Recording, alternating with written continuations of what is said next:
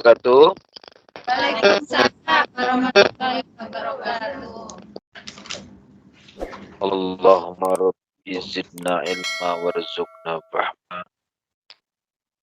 Allahumma ya Rabb alina fuhal ma'arif.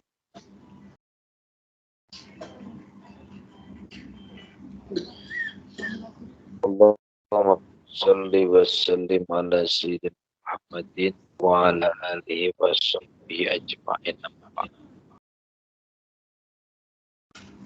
Saudara-saudaraku, santriawati Majelis Ilmu Cahayaku di Hong Kong dan dimanapun berada yang dirahmati oleh Allah Subhanahu wa Ta'ala.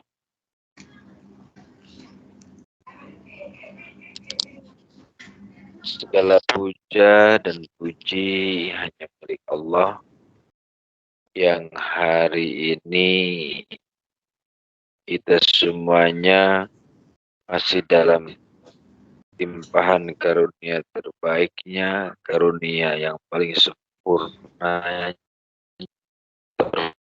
Khusus Allah berikan kekuatan kita semuanya, Allah berikan kesehatan, Allah berikan keselamatan, terlebih yang paling berharga bagi kita semuanya yang tak ternilai harga adalah nikmat yang Allah berikan kepada kita, yang menghadirkan dan mengumpulkan kita, yang kemudian memberikan spirit semangat untuk terus berbuat kebaikan dalam hidup. Itu nikmat iman dan Islam yang kita semuanya memohon kepada Allah Subhanahu wa Ta'ala agar Allah tetapkan iman Islam itu hingga akhir hayat kita. Amin. Suaranya putus-putus gak apa lancar? Ustaz nggak buka video ya? Nggak tahu. Tiba begini aja nggak ada gambar. Oh ya. Nggak ada gambarnya.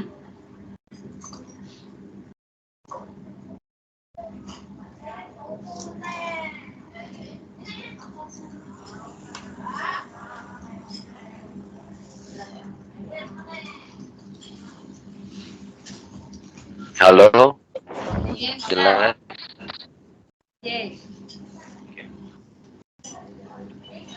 Di sini tidak ada gambar. Nah.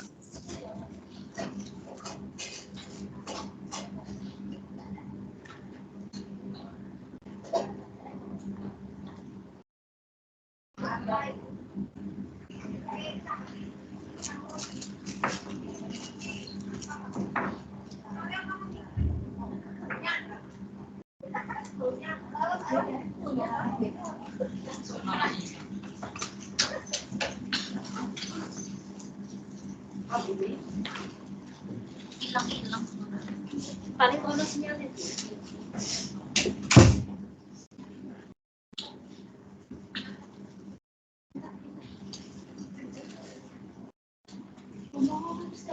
Hilang suaranya Ustaz. Sebuah amalan ya, surat Al-Ikhlas.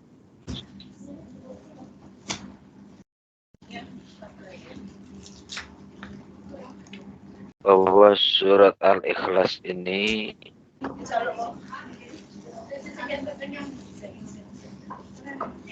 adalah surat yang dimana diturunkan oleh Allah Subhanahu wa Ta'ala.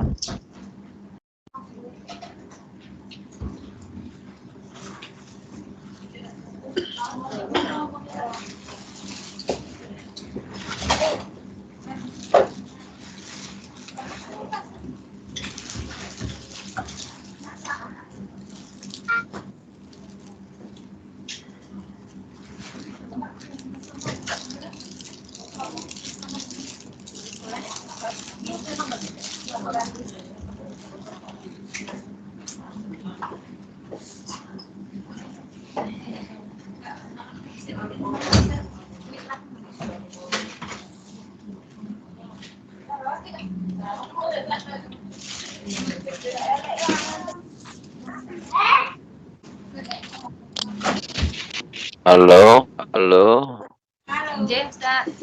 halo. Suaranya hilang tadi, Ustaz. Suaranya sinyal.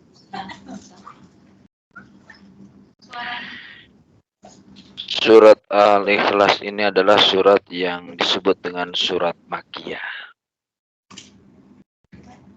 Surat setelah surat An-Nas, ya. Surat Makkiyah artinya surat yang diturunkan di Mekah. Surat Al-Ikhlas terdiri dari 4 ayat, merupakan surat yang ke-112 dari 114.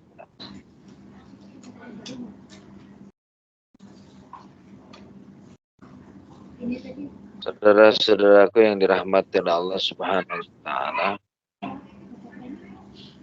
Jadi bicara dengan surat Al-Ikhlas itu adalah kan bersandingan dengan makna ikhlas yang sering kita ucapkan. Jadi sering kita mengucapkan ikhlas. Kan? Bahwa bicara ikhlas itu adalah bicara tentang sebenarnya ma'rifatullah.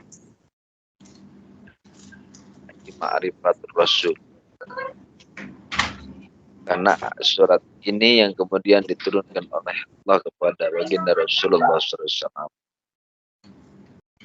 di mana menunjukkan tidak ada lagi dalam kehidupan ini, dalam segala aktivitas apapun, kecuali semuanya bermuara kepada keikhlasan. Jelas suara saya? Nggih, Ustaz, terdengar.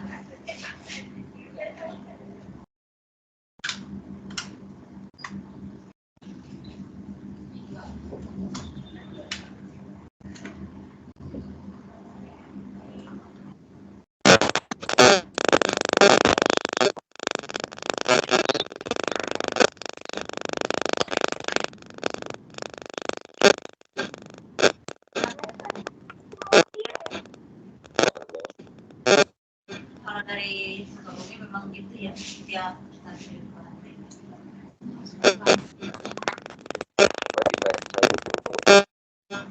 Cianjur, enggak.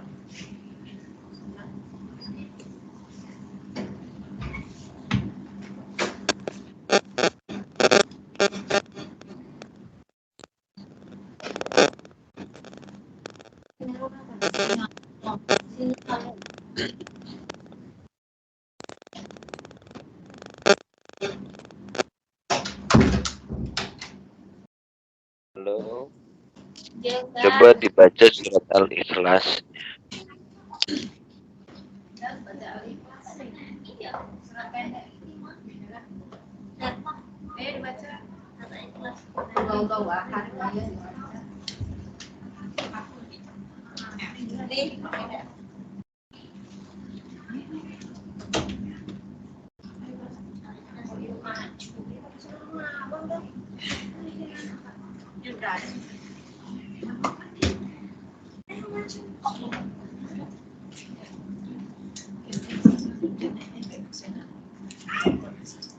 A'udzu billahi minasyaitonir rajim. Bismillahirrahmanirrahim. Qul huwallahu ahad. Allahus samad. Lam yalid wa lam yulad. Walam yakul lahu kufuwan ahad. Bismillahirrahmanirrahim. Qul huwallahu ahad. Enggak ahad, A-nya enggak panjang. Allahus samad. lam yalid wa lam yulad wa lam yakul lahu kufuwan ahad. Ya, artinya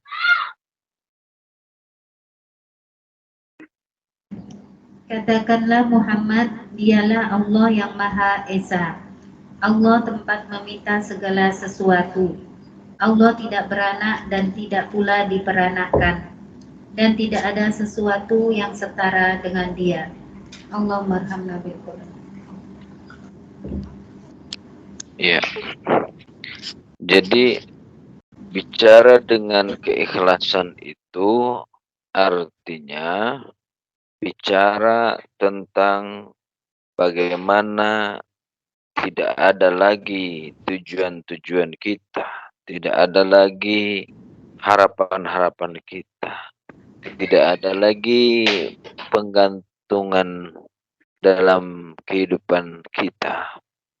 Itu hanya kepada Allah. Maka seringkali orang-orang mengatakan, oh saya ikhlas. Nah ikhlas itu seperti apa?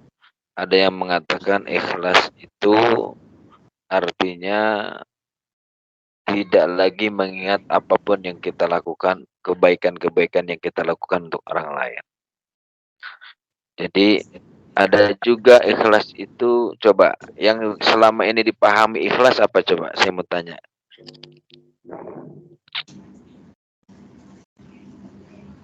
Ayo.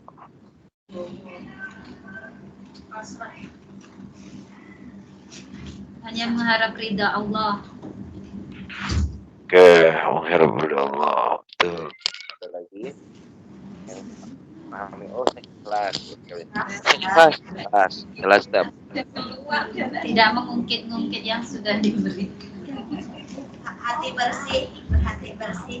Si. Tidak prasangka.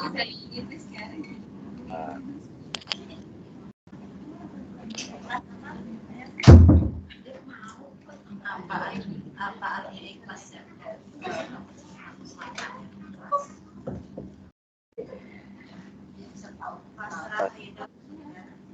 Tidak ada tulisan ikhlas seperti yang tertulis di surat Al-Ikhlas.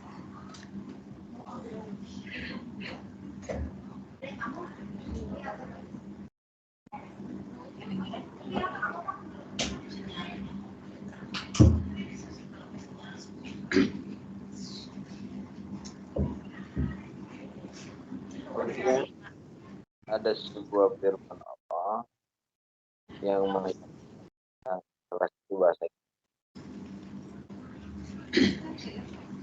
Inna lahum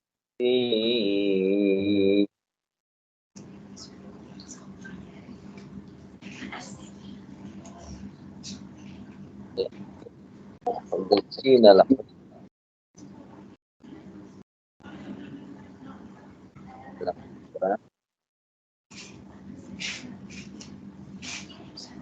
Ma'firuhu Illa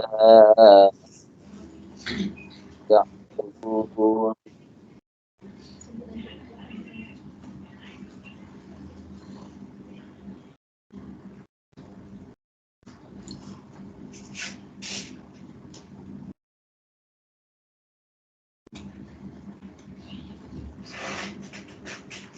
Coba buka surat Al-Bayyinah ayat 90 ayat 5 surat 98.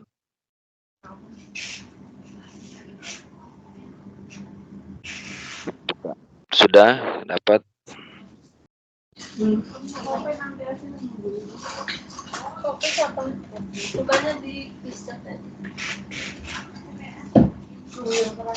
Ayat 5 aja Ustaz.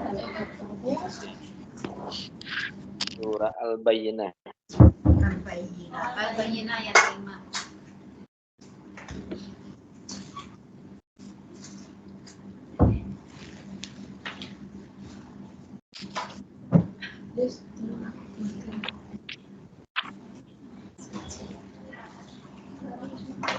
Al-Bayyinah. Juz 30 ayat Bayyinah. 98 1.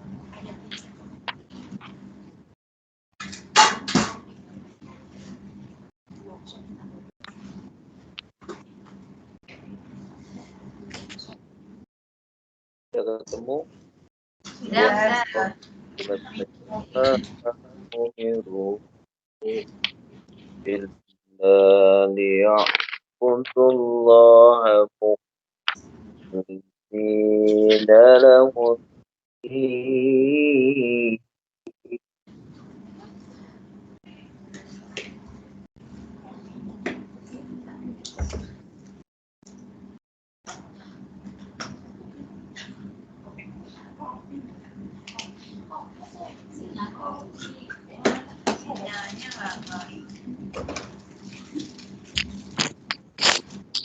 Coba dibaca artinya.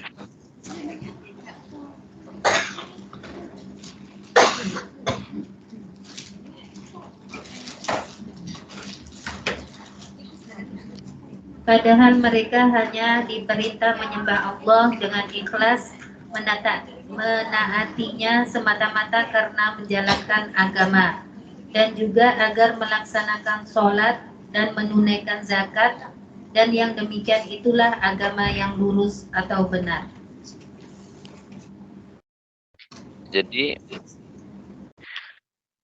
bahasa ikhlas itu yang paling tepat adalah memurnikan ketaatan kita kepada Allah. Dan tidaklah aku perintahkan kepadamu untuk beribadah, melainkan beribadahnya kepada Allah itu dengan memurnikan ketaatannya kepada Allah.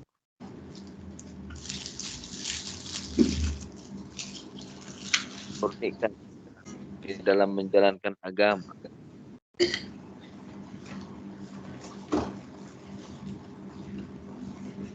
Hunafa wa yuqimus shalah wa yu'tuz zakah wa dzalika dinul qayyim. Itu dibaca artinya.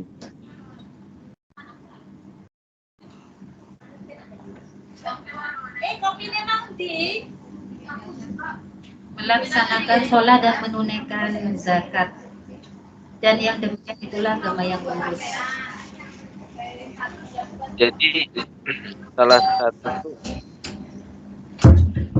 yang harus dimurnikan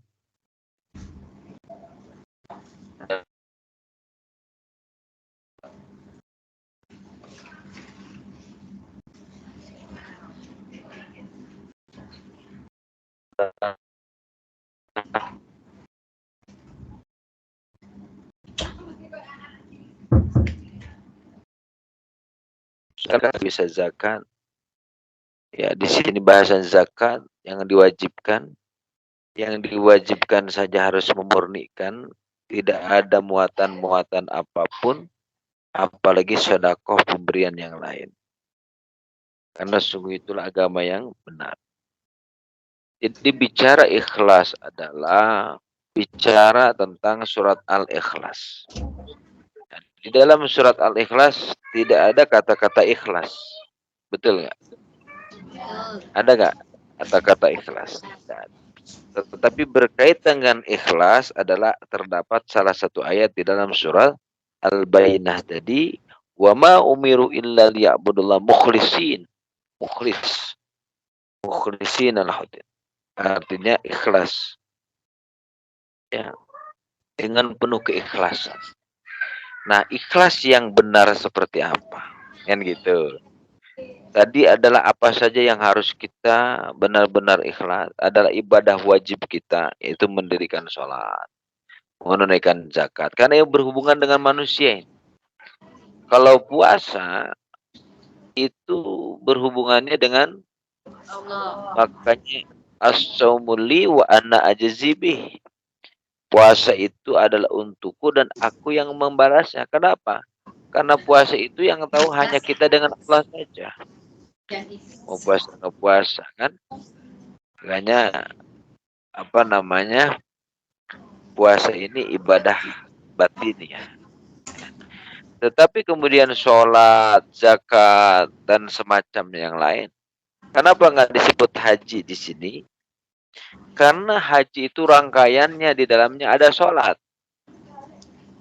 Sama ya. Ketika haji pun ya diperintahkan rangkaian seluruh ibadah yang kita lakukan harus berdasarkan mukhlis dalam keikhlasan.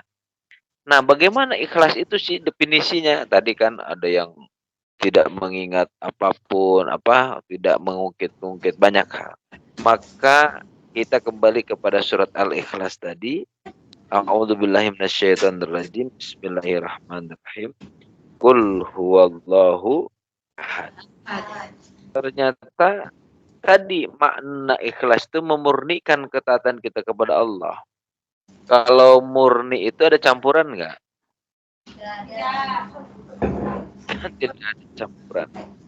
Maka kata Allah, ketika kamu ingin menjadi orang ikhlas, yang pertama adalah tauhidnya harus benar, harus dikuatkan bahwa tidak ada Tuhan selain Allah. Katakanlah Allah itu esa. Jadi Allah tuh nggak ada 1, 2, 3 ada Tuhan ini, Tuhan itu nggak ada. Jadi Allah itu esa. Allahus Somad. Lalu kemudian ketika kita sudah mengakui bahwa Allah itu esa, bahwa Allah itu segala-galanya, maka ketergantungan kita pun tidak terkontaminasi dengan ketergantungan kepada selain Allah. Maka bahasanya mukhlishina lahuddin, ikhlas dalam beragama, memurnikan ketaatan dalam menjalankan ibadah.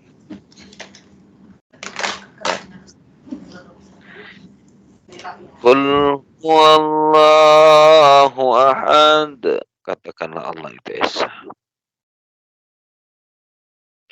Pertanyaannya, ya kan, seperti apa kita memandang Allah itu?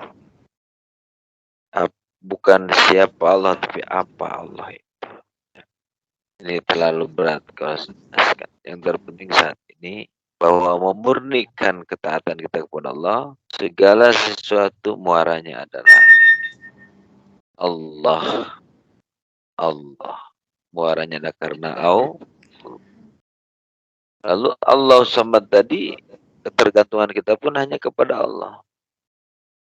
Kenapa Allah menjadi sandaran kita? Maka kenapa hanya kepada Allah kita kemudian satu-satunya untuk menggantungkan dirinya.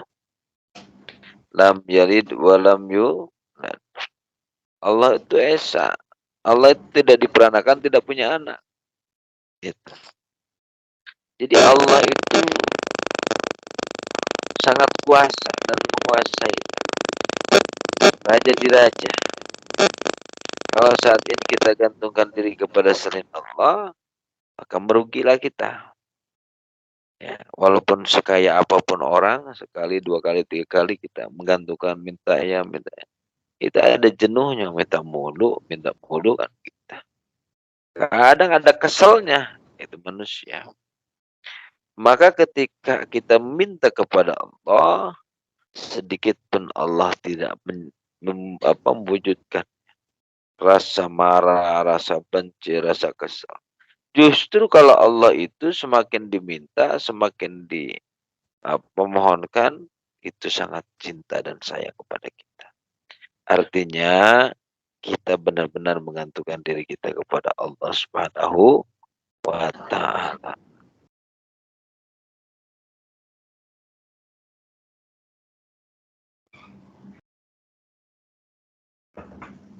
Lalu Allah itu tadi terkait ikhlas, bahwa apapun yang ketika kita lakukan itu maka muaranya adalah karena Allah. Nah, kalau sudah karena Allah, maka dalam kehidupan ini jangan kita sebentar-sebentar merajuk, marah misalkan. Sebentar-sebentar kita maki. Sebentar-bentar kenapa enggak kok begini, kenapa kok begitu. Banyak pertanyaan yang kemudian seolah-olah tadi bahwa Allah lah tempat bergantung kita. Ya. Walam yakul lahu kufuwan ahad. Nah, ini yang terpenting. Tidak ada sesuatu yang setara pun dengan dia. Jadi yang bisa menyamain tidak ada, karena Allah itu adalah esa. Tidak ada Allah A, Allah B, Allah C, tidak. Allah itu esa dan tidak bisa disamakan dengan yang lainnya. Maka bahasa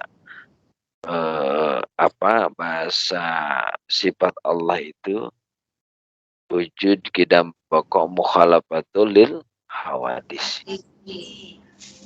Tidak sama dengan makhluknya yang baru. Artinya yang baru itu ya makhluk yang diciptakan. Tetapi Allah itu memiliki sebuah sebuah sifat yang begitu luar biasa yang namanya sifat Rahman Ar-Rahim. Penuh cinta, penuh kasih sayang, gitu kan. Kepada siapa? Kepada siapapun yang Allah kehendaki. Kan? Karena Allah itu Maha Kasih dan Sayang. Gitu. Saudara-saudaraku, santriwati yang dirahmati oleh Allah Subhanahu wa taala, maka ketika kita berbuat sebuah amalan apapun, bermuaranya adalah mukhlisin al-hudin. Tentunya ikhlas dalam menjalankan agama. Nah, di ayat tadi, ya, bersamaan ayat tadi itu kepanjangannya itu kan hunafa wa yaqimus salata wa yutuz zakata wa dzalika dinul qayyimah. Hanya disebutkan 2 ritual saja yang menjadi concern bahwa ketika kita sudah berbagi, apalagi zakat, jangan lupa, ya, seperti itu. Saudara-saudaraku yang dirahmati Allah Subhanahu wa taala, jangan lupa apa? Jangan lupa bahwa motivasinya semata-mata hanya karena Allah. Jadi ketika kita berbagi, seringkalinya motivasinya pengen dibalas. Ya, semoga ya saya ngasih segini dibalas sekian sama Allah. Itu sebenarnya sudah tidak ada keikhlasan. Kenapa? Masih mengharapkan daripada apa yang ya selain daripada Allah. Walaupun ada motivasi-motivasi yang disampaikan untuk memotivasi bahwa 1 butir dibalas dengan 7 tangkai, 7 tangkai, setiap tangkai ada 100 buah gitu kan. Itu motivasi saja. Gitu kan. Sehingga kita tidak lagi ada sebuah keinginan-keinginan yang dimana secara akliyah kita, akal kita, secara nafsu kita, ya kalau kita ngasih sedekah nih pasti dibawa sama Allah sekian. Jadi masih ngebayangkan kalau mau sedekah itu ada balasannya. Maka kalau ada sedekah atau apapun amalan-amalan kita yang disebutkan di sini khususan adalah sholat dan zakat, karena semua rangkaian nanti selain daripada sholat dan zakat itu semuanya ada dalam sholat, semua dalam zakat. Ya kan? Artinya ada apanya? Ada sebuah spiritnya, ya, dan sebuah ritualnya. Contoh misalkan haji umrah tadi nggak disebut di sini haji umrah, tapi di dalamnya rangkaiannya ada sholat. Bahkan ada zakat juga. Ya, zakat yang wajib, ada lagi sedekah, infak, seperti itu. Itu.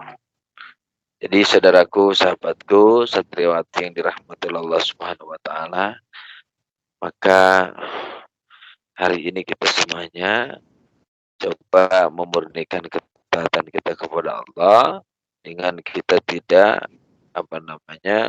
menyekutukannya.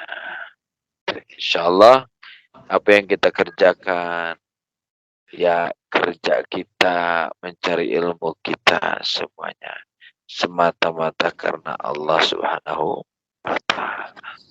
Tidak ada satupun niat terbersit pun dalam pikiran kita yang selain daripada tujuan kepada Allah. Semuanya bermuara ke situ. Ya, insyaallah. Nah, ketika kita sudah menguatkan diri bahwa qul huwallahu ahad, kan bicara Allah Esa ini, gitu kan. Qul huwallahu ahad. Ini sering memaknainya salah, istilahnya gagal paham, gitu kan. Gagal paham. Nah, gagalnya di mana gagal pahamnya? Bahwa ketika kita, oh saya karena Allah, oh saya karena Allah, gitu kan. Tapi ketika dibilang kul huwallahu ahad, katakan Allah yang esa, ternyata masih ada Allah lain. Maksudnya gimana? Satu sisi dia karena Allah, tapi satu sisi Allah yang lain. Maksudnya Allah lain itu apa? Masih ada ketergantungan kepada selain Allah. Maka diperkuat dalam ayat kedua, Allahus Samad. Cukuplah kita bergantung hanya kepada Allah, karena Allah tempat bergantung kita. Ya. Kalau di luar ini perilaku kita, amalan-amalan kita, misalkan, ya kan, mengedepankan selain daripada ibadah, sholat, misalkan, zakat, ya, jangankan nggak melaksanakan saja masih dinilai ini, ikhlas atau tidak. Apalagi tidak menjalankan, ya, tidak menjalankan apa yang tadi itu, zakat, sholat, kemudian apa yang wajib-wajib yang lainnya. Ya. Ini seringnya kita dalam sholat pun lupa. Sering kita dalam zakat pun niatannya berbeda. Maka sungguhnya itulah ilah-ilahnya, Tuhan-Tuhannya yang saat ini kita hadapi dan kita ya pahami.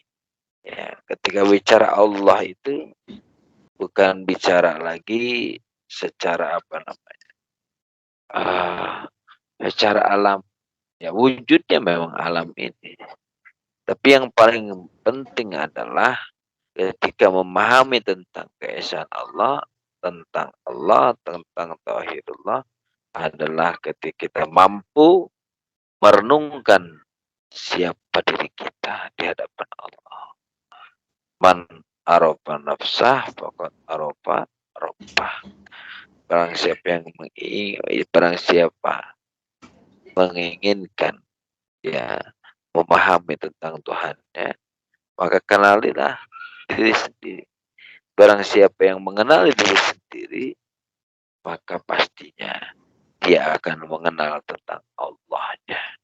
Jadi hu-nya itu tentunya bukan sekedar live service atau di mulut saja, tapi benar-benar bahwa ketika bicara hu-nya itu Allahnya, kita sudah namanya bertemu, syukur-syukur ya kalau belum bertemu memahami.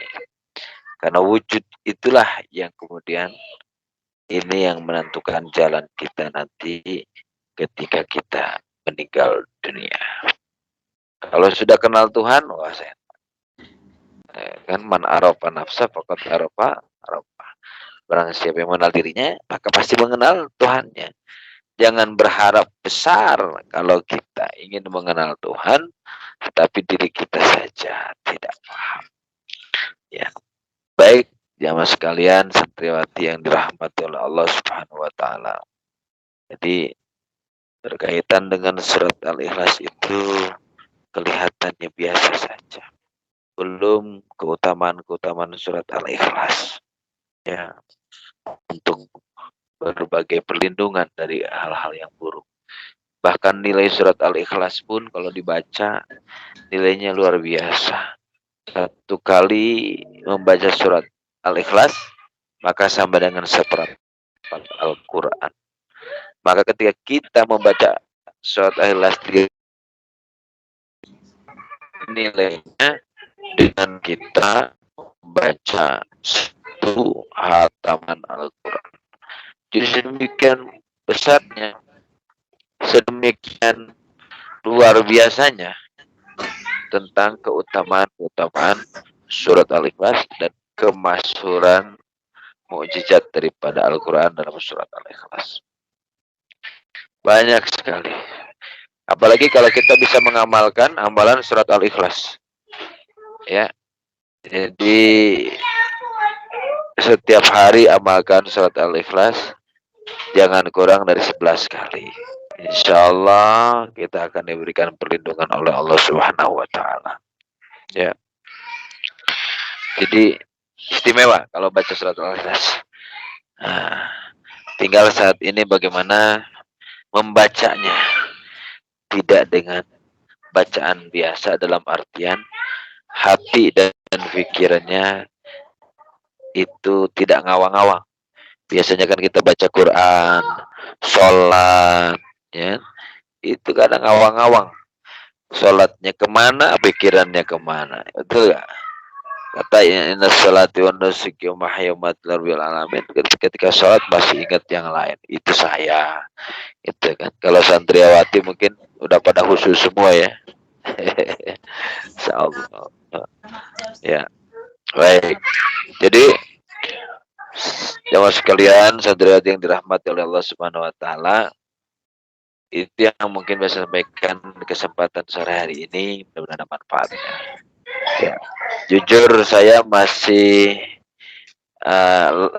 teler ini, mohon maaf. Saya baru satu hari di rumah udah jalan lagi. Kemarin ini baru sampai tadi jam 11 pagi, perjalanan tadi malam dari jam 2 pagi. Jadi luar biasa perjalanan. Insya Allah semuanya kita sehat-sehat dan disehatkan oleh Allah Subhanahu wa Ta'ala. Amin ya Rabbal alamin. Baik, semua santriwati yang dirahmati Allah, perkuat keikhlasan kita, dan wujud keikhlasan kita bukan sekedar ucapan, tapi wujud keikhlasan kita bagaimana memurnikan ketaatan kita di hadapan Allah Subhanahu wa Ta'ala. Ketergantungan kita bukan kepada makhluk, tetapi kepada Allah, walaupun semua itu jalannya Allah berikan dari makhluk-makhluk kita. Tapi jangan sekali-kali dan jangan terbersit sedikit pun bahwa apa yang saat ini kita lakukan, apalagi yang kita dapatkan, itu karena hasil usaha kita, karena manusia yang lain, tapi itu karena Allah Subhanahu wa Ta'ala. Dan kembali lagi bahwa hanya mengharap ridha Allah, tak perlu kita ucapkan ketika memberi, oh insya Allah doain saya ya, misalkan.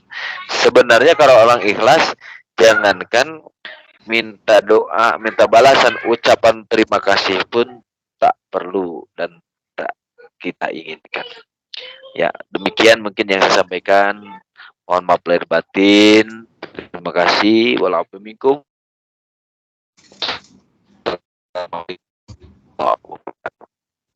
Waalaikumsalam warahmatullahi wabarakatuh. Terima kasih Ustadz atas ilmunya, waktunya, jazakallah khair.